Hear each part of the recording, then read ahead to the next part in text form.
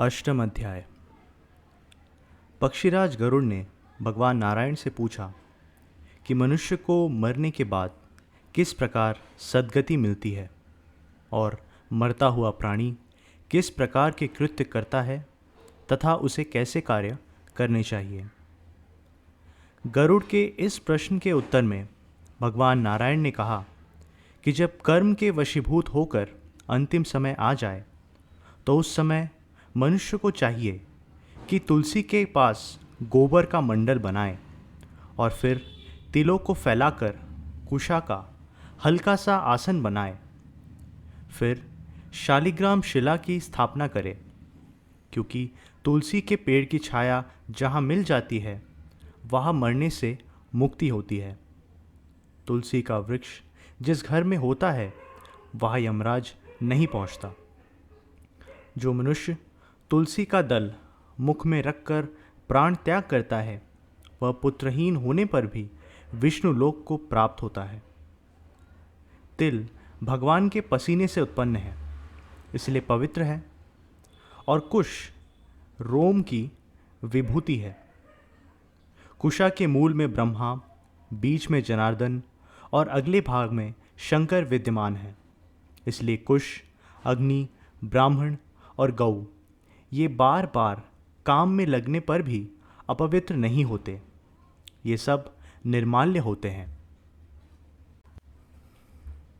मनुष्य को चाहिए कि गोबर से लिए हुए स्थल पर मृत मनुष्य को सुलाए, पलंग से उतारकर उसे नीचे लेटाए।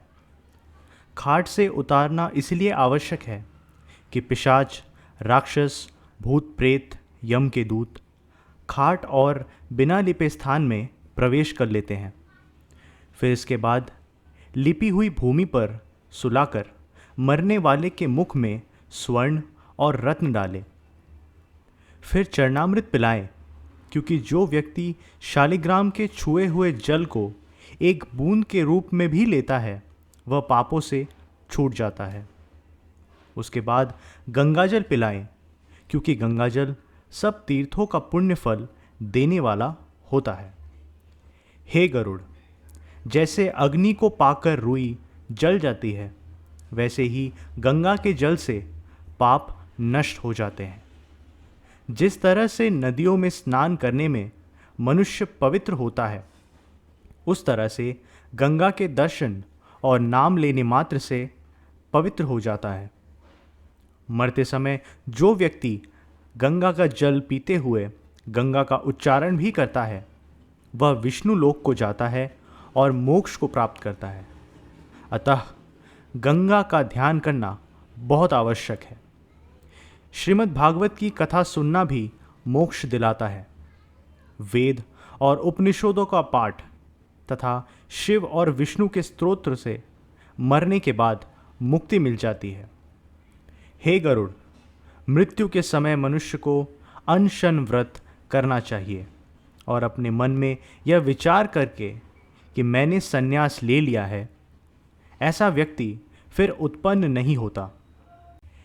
इस तरह धर्मात्मा का प्राण ऊपर के छिद्र द्वारा निकलता है। जो लोग सुकृति होते हैं वे अपने प्राणों का विसर्जन मुख, आँख, नाक और कान के द्वारों से करते हैं। योगी लोग तालू के छिद्र से प्राण छोड़ते हैं। इस तरह हे पक्षीराज, काल से चोट खाया हुआ यह शरीर ईश्वर रूपी वायु के निकल जाने से आधारहीन पेड़ की तरह हो जाता है। प्राणों के न होने पर यह शरीर अस्पृश्य और दुर्गंध युक्त हो जाता है। इसलिए क्षण मात्र में नष्ट होने वाले इस शरीर का गर्व नहीं करना चाहिए। मनुष्य में जो 5 तत्व होते हैं वे अलग अलग पृथ्वी में पृथ्वी, जल में जल, पवन में पवन, हवा में हवा और तेज में तेज विलीन हो जाते हैं। आकाश में आकाश लीन हो जाता है। यह आकाश ही सर्वव्यापी है। यह नित्य मुक्त है, अजन्मा अमर आत्मा है और यही साक्षी रूप है। पुण्य कर्मों से युक्त होकर यह आत्मा नए शरीर में प्रवेश करती है जो पुण्यात्मा होते हैं, धर्म के ज्ञाता होते हैं, वे पूजित होकर देवलोक को जाते हैं। यह सुनकर गरुड़ जी ने पूछा, हे प्रभु, अग्नि संस्कार का विधान भी बताइए और साध्वी पत्नी का महत्व बताने की भी कृपा करें। इस प्रश्न के उत्तर में भगवान नारायण बोले कि पुत्र और पौत्र मरने के बाद पिंडदान करते हुए पिता के ऋण से मुक्त हो जाते हैं। पुत्र को चाहिए कि वह माता पिता की अंत्येष्टि करे, शोक को छोड़कर अपने पापों को दूर करने के लिए बंधु बांधवों सहित मुंडन कराएं। जो पुत्र माता या पिता के मरने के बाद मुंडन नहीं कराता, वह मानो वास्तविक पुत्र ही नहीं होता। पुत्र को चाहिए कि मुंडन कराकर फिर स्नान करके धवल वस्त्र धारण करके ताजे जल से मृतक के शरीर को स्नान कराए। उसके बाद चंदन माला आदि से उसे सुशोभित करे और नए वस्त्रों से ढांककर दक्षिणा समेत पिंड दान करे। द्वार देश के मृतक के नाम के साथ 5 शब्द जोड़कर पिंड का दान करे। इसके बाद प्रदक्षिणा करके पुत्र वधू आदि के द्वारा पूजन करे। पहले पुत्र को कंधा लगाना चाहिए और फिर दूसरे बंधुओं को।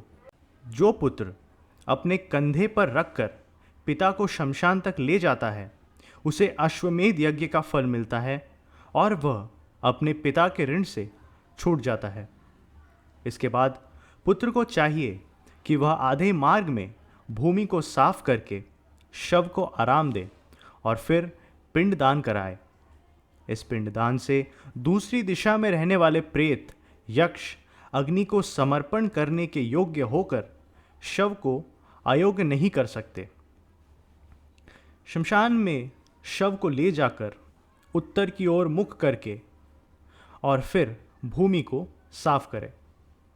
गोबर से लीपकर उसके ऊपर जल छिड़के और उसके बाद अग्नि की स्थापना करें और फिर वेद मंत्रों से विधि पूर्वक हवन करें और प्रार्थना करें कि हे भगवान, आप भूतों के धारण करने वाले हैं और जगत के उत्पत्ति कारक हैं, भूतों को पालने वाले हैं, इसलिए इस मरे हुए व्यक्ति को स्वर्ग ले जाएं। इस तरह अग्नि की प्रार्थना करके तुलसी की लकड़ी, पलाश या पीपल की लकड़ियों की चिता बनाएं और फिर मृत शरीर को चिता में रखकर चिता में शव के हाथ पर उसके नाम के साथ प्रेत लगाकर पिंडदान करें। मनुष्य को चाहिए कि वह 5 पिंडदान के पश्चात शव को जलाने का उपक्रम करे। यदि वह 5 पिंडदान नहीं करता तो भूत आदि विघ्न पैदा कर सकते हैं। इसके बाद पुत्र को चाहिए कि वह अग्निहोत्री को साथ में लेकर शव में अग्नि लगाए। जो लोग पंचक में मरते हैं, उन्हें सद्गति नहीं मिलती। पंचक में दाह नहीं करना चाहिए। 5 नक्षत्र दाह के योग्य नहीं होते, किंतु इन 5 नक्षत्रों के विघ्नों को दूर करने का भी उपाय है और विधिपूर्वक दाह तथा उन दोषों की शांति हो सकती है। हे गरुड़, मरने वाले के पास 4 पुतले रखने चाहिए। कुशा के बने हुए ये पुतले मंत्रों द्वारा मंत्रित हो।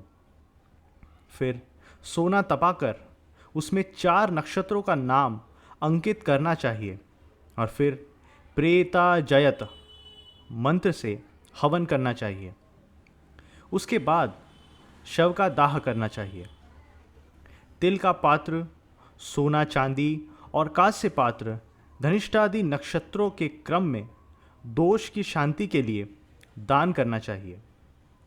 शांति विधान से जो दाह होता है उसमें कोई विघ्न नहीं होता और मृतात्मा को सद्गति मिलती है। इस प्रकार पंचक में दाह कर्म किया जाता है।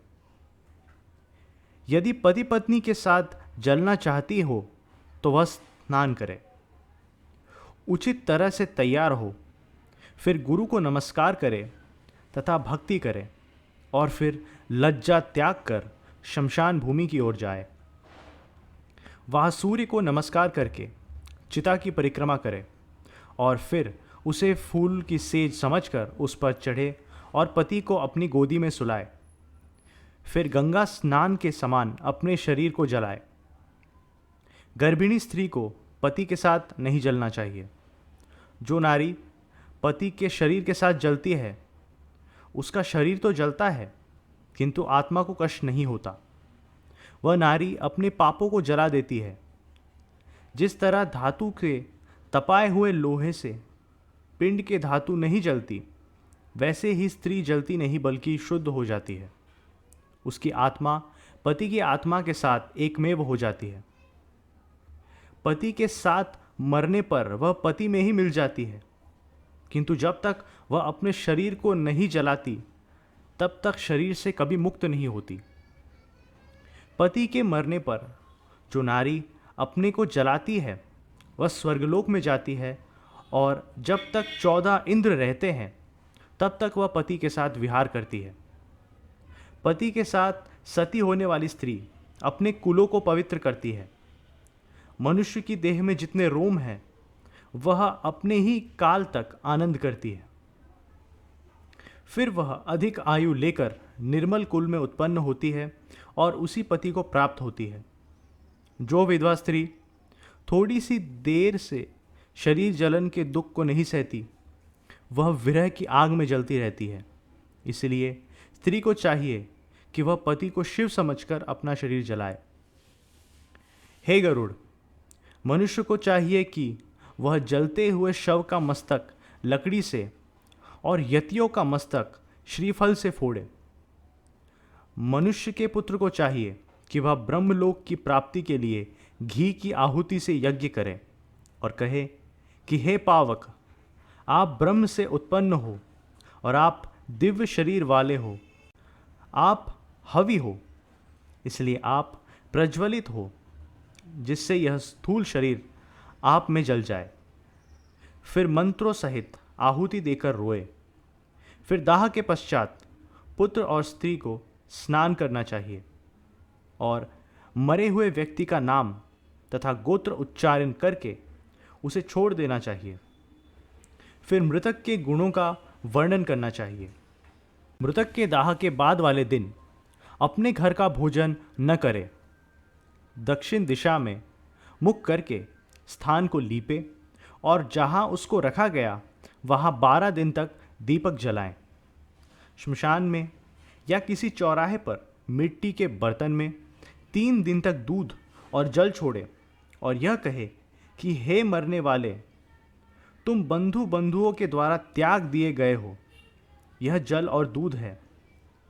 जल से मान करो और दूध पियो। हे गरुड़, चौथे दिन चिता के स्थान को दूध से छिड़क कर हड्डियों को एकत्रित करना चाहिए। फिर उसको दूध और जल से धोकर मिट्टी के पात्र में रखकर श्राद्ध करना चाहिए। चिता की भस्म को इकट्ठा करके घड़े में स्थापित करके प्रवाहित कर देना चाहिए। मनुष्य को चाहिए कि यदि प्रवाहित न करे तो 15 पग उत्तर दिशा में चलकर गड्ढा खोदकर हड्डी के पात्र को दबा दे। उसके बाद दाह पीड़ा को नाश करने वाले पिंड का दान करे और फिर गंगा के किनारे जाकर पवित्र होकर अस्थियों को अपने हाथ में ले और मस्तक पर छुआकर गंगा में प्रवाहित कर दे। जितने वर्ष तक मनुष्य की हड्डी गंगा में बहती रहती है उतने 1000 वर्ष तक वह स्वर्गलोक में आनंद करता है। गंगा का स्पर्श करने से मनुष्य स्वर्गलोक को पहुंच जाता है। यदि किसी व्यक्ति की मृत्यु की सूचना विदेश से प्राप्त हुई हो या किसी और रूप में मारा गया हो तो उसकी देह न मिली हो, तो जिस दिन उसकी मृत्यु का पता चले उसी दिन कुशा का पुतला बनाकर कही हुई विधि के अनुसार उसका दाह संस्कार करे और उसकी भस्म को गंगा में प्रवाहित कर दे। यदि गर्भ के पूरा होने पर स्त्री की मृत्यु हो जाए तो पेट को चीरकर बालक को निकालकर उसे भूमि में गाड़ दे और स्त्री का दाह संस्कार करें। 27 महीने तक के बालक को भूमि में गाड़े और इसके बाद उसे जलाकर उसकी अस्थियां गंगा में प्रवाहित करें। बालक के मरने पर दूध देना चाहिए और कुमार बालक के मरने पर कुमार को ही खिलाना चाहिए। इस तरह मैंने तुम्हें मृत्यु के उपरांत कर्तव्य कर्मों के विषय में बताया है। कुमार बालक का 11वां और 12वां सामान्य रीति से करना चाहिए। यदि यज्ञोपवीत हो गया हो तो यज्ञोपवीत के साथ उसका पिंडदान करें और खीर और दूध के 5 पिंड दें। जो लोग ज्ञानी होते हैं वे आत्मस्वरूप होते हैं और पुत्र के द्वारा पिंडदान प्राप्त करने की अभिलाषा नहीं रखते, अतः उनका पिंडदान और जलदान नहीं करना चाहिए, किंतु पिता की भक्ति भावना से तीर्थ श्राद्ध किया जा सकता है।